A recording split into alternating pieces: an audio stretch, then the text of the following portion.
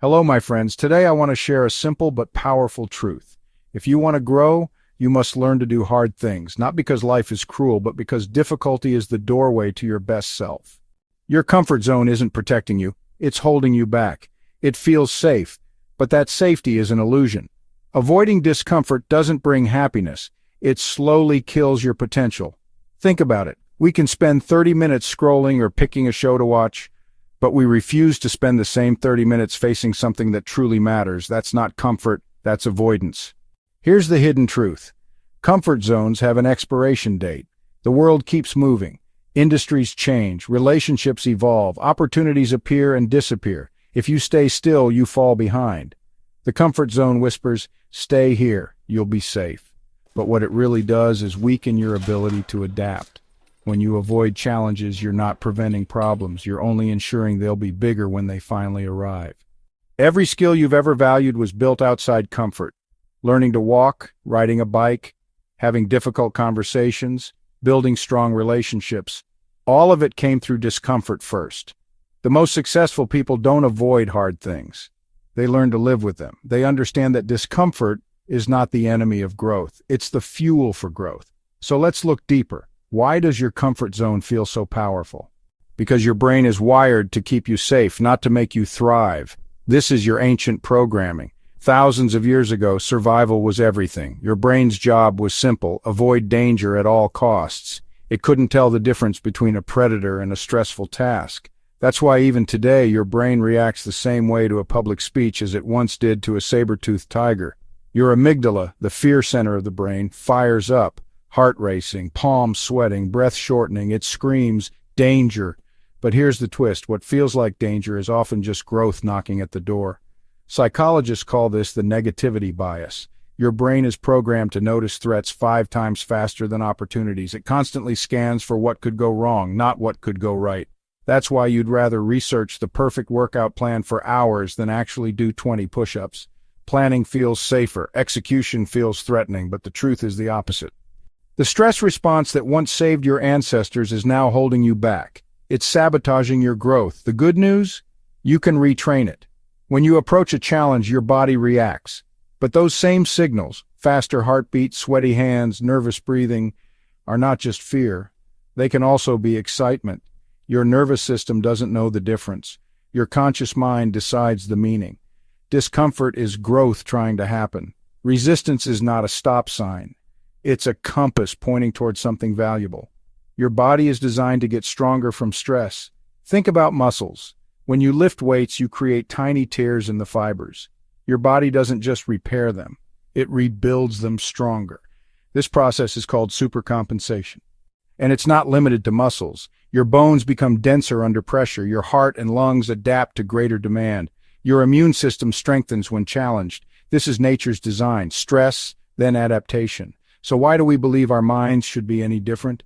Your brain also grows through resistance. Your emotions toughen when tested. Your problem-solving sharpens with complex situations. This is the anti-fragile principle. We don't just resist stress. We can grow stronger because of it. It's like a vaccine for life. Small doses of stress create long-term resilience. But here's the strange thing. We pay money to stress our muscles in the gym. Then we avoid every other form of discomfort. That's like training only one muscle and ignoring the rest of your body. Cold exposure makes you more resilient to temperature. Fasting makes you metabolically flexible. Awkward conversations improve your communication. Public speaking makes you confident. The pattern is everywhere. Controlled exposure to stress creates growth. The key word is controlled. We're not seeking trauma. We're seeking appropriate challenge. There's a sweet spot where stress is strengthening, not destructive. And you don't need to climb mountains to build resilience. You need micro-discomfort, tiny daily choices that push you just enough. Take a cold shower, choose the stairs instead of the elevator, call someone instead of sending a text, do 10 push-ups when you don't feel like it, speak up in a meeting, try a new food, take a different route home, start small, so small your brain doesn't have time to panic. Each micro-act of courage builds evidence that you can handle more than you think, and that evidence compounds just like interest in a bank account. The beauty of starting small is simple. Failure becomes insignificant. If you skip a cold shower, you didn't ruin your life, but every attempt still rewires your brain. You're teaching yourself that discomfort is not dangerous. Strange, isn't it? We'll endure hours of scrolling through things we don't care about. Yet 10 minutes of meditation feels impossible. Why? Because meditation challenges the mind. Scrolling numbs it. But here's the truth. Micro discomfort is like compound interest for your confidence. Do a little every day and the gains grow faster than you expect. Within weeks, tasks that once felt overwhelming will feel routine. Your comfort zone expands in real time. And this is where progressive overload enters. The same principle athletes use in the gym applies to life. You can't lift the same weight forever and expect growth. You must gradually increase the load. Start with challenges that feel manageable. On a scale of 1 to 10, choose a 6. Not too easy, not too overwhelming. As it becomes comfortable, increase the intensity. Push to a 7, then an 8. Your brain adapts to whatever you consistently present it. Set the bar low, and it adapts to low performance. Raise it, and it rises with you.